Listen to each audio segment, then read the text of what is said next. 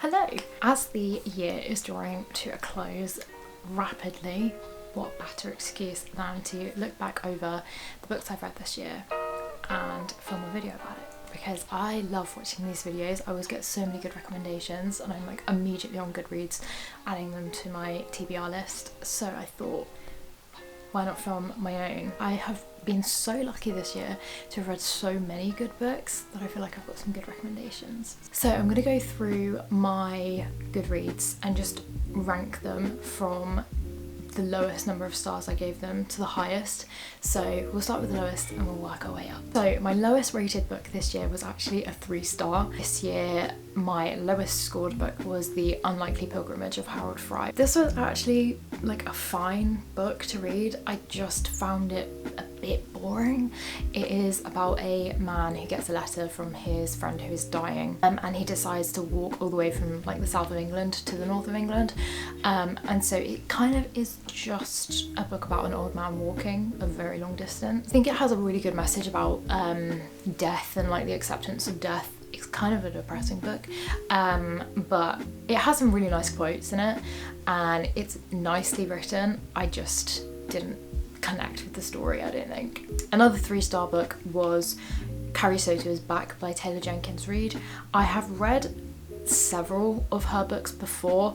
I've read Evelyn Hugo, which I read this year, Malibu Rising, and I've also read Daisy Jones and the Six. So I've read a good number of her books, and this one I liked. It wasn't my favourite, but I liked it more than Malibu Rising. Carrie Soto felt a bit more separate from the Taylor Jenkins Reid universe, where like I don't really remember there being as many characters from the other books appearing, but I still enjoyed it. I read it because of Challengers, the film. I wanted to get in the tennis mindset. I did really enjoy it. I found especially like the tennis scenes of the book actually really engaging. It was an okay book. It didn't blow my mind, but I really enjoyed it. Then my first non-fiction of the year, and I don't actually think I've read any more non-fiction since this. I read Becoming Molly May, which is Molly May's autobiography. This one, again, I gave 3 stars. It was just, again, fine. Like, I feel like Molly May is still really young. She's only a couple years older than me, so that actually wasn't loads to say. Like, a lot of it was about her childhood, and then she talked about her time on Love Island as well as her time outside and her relationship with Tommy, which obviously that has not aged well. It was an interesting read, but I feel like if you're not a Molly May fan, I probably wouldn't recommend, but I like her YouTube videos, and so I thought I'd read her book too. Then another 3 stars. I feel like I marked a lot of things 3 stars. I wish you could have half stars on Goodreads like you can on Letterboxd, because I think some of these probably would have been like 3.5s or 2.5s.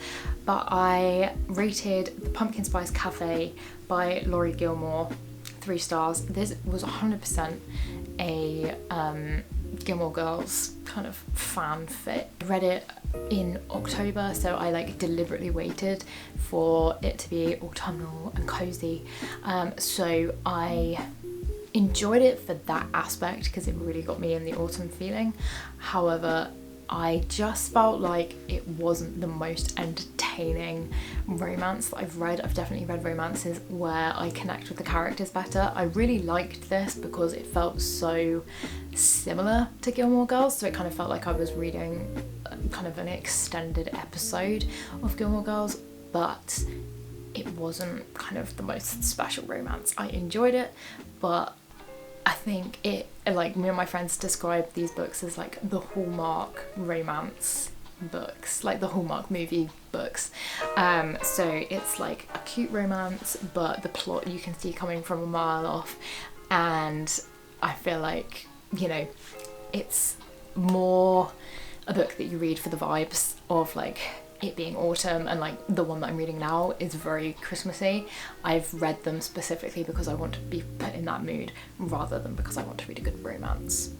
Don't know if that's really savage, but that is my opinion. Then I read Carly Fortune's new book, This Summer Will Be Different. I've read Every Summer After by her, which I absolutely loved that book so much. This one I did not love as much. I just didn't feel like I had the same connection with the characters, and it kind of went into that realm of my brain where it's kind of mixed with some of the Emily Henry books, because I think it had really similar tropes. I did like the best friend's brother kind of angle. Like, when I think about it, I read this book on holiday and it was like so summery, and like I did really enjoy it. I think I probably would have actually given it like a 3.5. I wrote in my review of this book, the thing that annoyed me the most was the absolute lack of communication between the characters. I think that's what annoyed me, was so many of the problems that arose in the book could have been fixed if the characters just spoke to each other. But I really enjoyed the setting. I love any kind of romance that is set by the beach. So it's like a beach house or a lake house. I love those kind of books a lot because I like that setting, so I'll probably read any of them. But yeah, there was just something about the romance I just found frustrating. And we're out of the 3s and into the 4s. My first 4-star on my list is The Murder of Roger Ackroyd, which is an Agatha Christie book. I was so mixed about this book.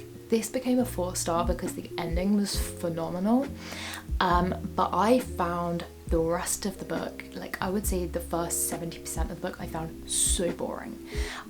I just wasn't sure where it was going, and I just didn't find it as engaging as the Agatha Christie book that I read at the start of this year, which I'll come to later.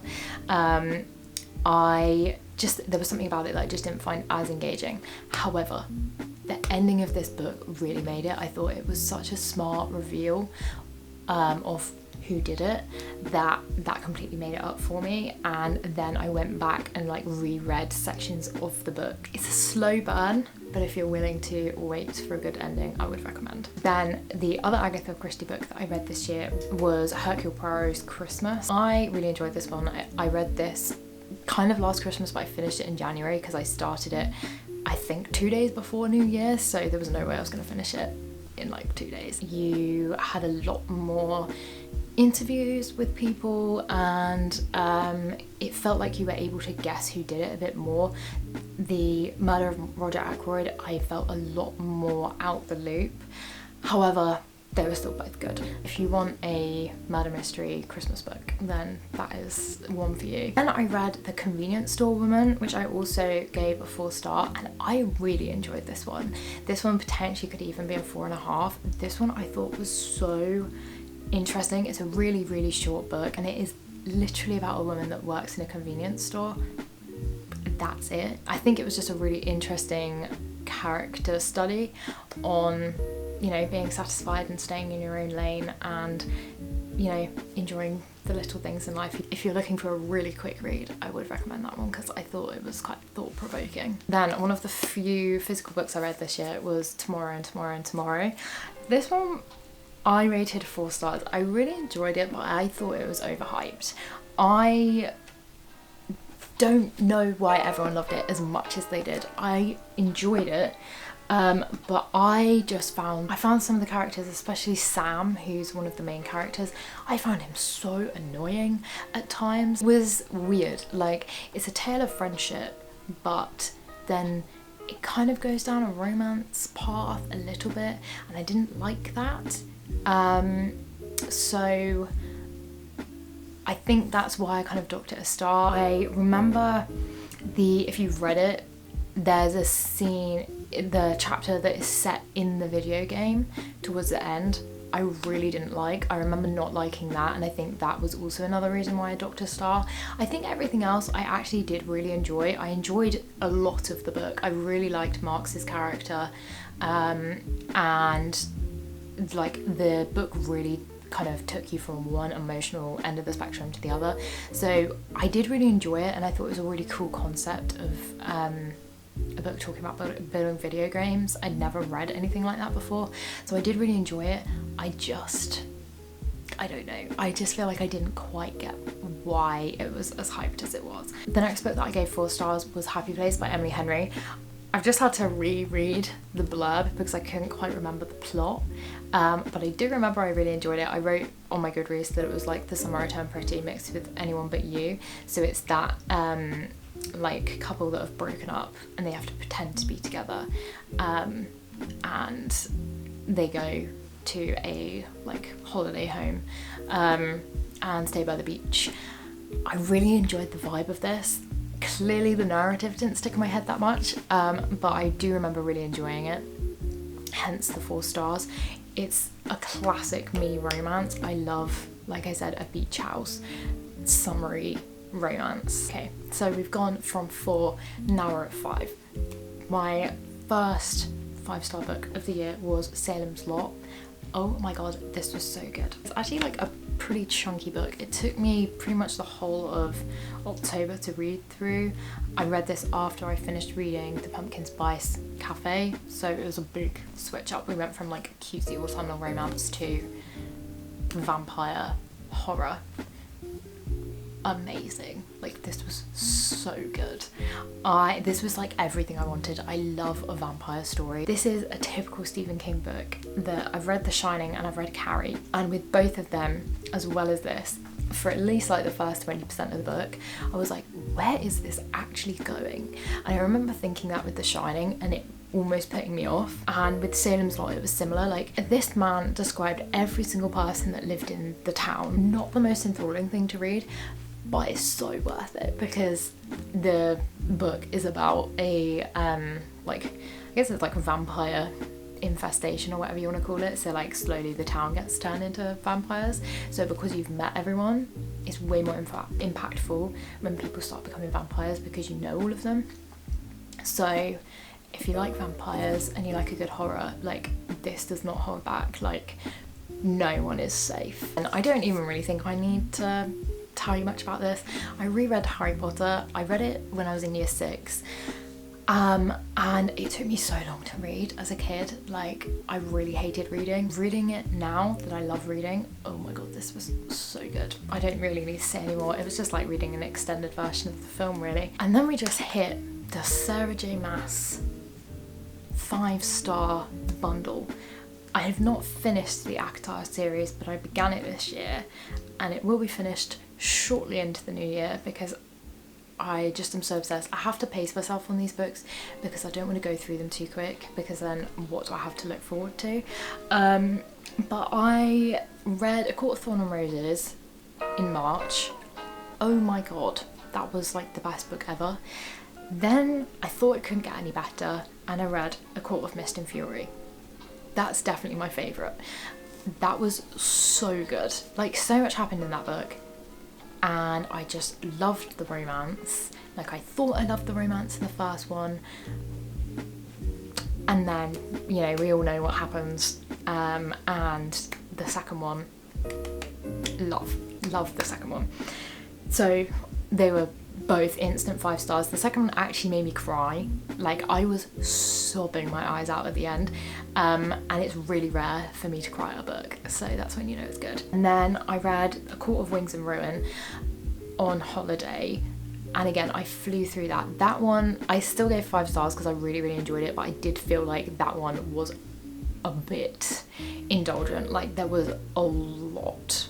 That was probably one of the longest books I've ever read in my life. It was so worth it, but like, probably could have been trimmed down. But I love the world and I love all the characters, so it didn't bother me it being that long. But I didn't love it as much as the second book, but I still really loved it. Then I read The Seven Husbands of Evelyn Hugo. This is by far my favourite Taylor Jenkins Reid book. It was so good. I was hooked. Like, it had everything that I wanted. Having done a degree in TV, it was really interesting reading kind of a behind the scenes of Hollywood. Like, I know it's fiction, but really interesting to think about whether things like that would actually happen in real life. I also loved the mystery element. That was really good, and I just loved, like, the kind of, it really felt like an biography, but also like it was full of gossip. Like, I feel like if you like pop culture, you will love this book. And a book that I put off for so long, And I feel like this is a bad trait of mine, but I put reading off Where the Crawdads Sing for so long because I thought it'd be like To Kill a Mockingbird, and I didn't love, I've only watched the film of To Kill a Mockingbird and I didn't love it. Like, it was okay. I feel like maybe if I watched it now, maybe I'd prefer it, I don't know. But I thought Where the Crawdads Sing would be similar. I don't know why, I just, when I read the blurb, I was like, it feels like a similar story. They're completely different. I think if someone had told me that it was a romance as well as like a court drama, I would have been more drawn to it. I loved it so much, and I actually don't get the slander on the film because I know a lot of people that read the book hated the film. I thought they did a good job.